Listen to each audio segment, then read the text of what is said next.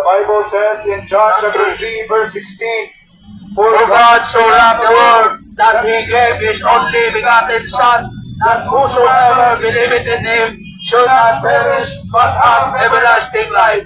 For God so loved the world that He gave His only begotten Son, that whosoever believeth in Him should not perish, but have everlasting life.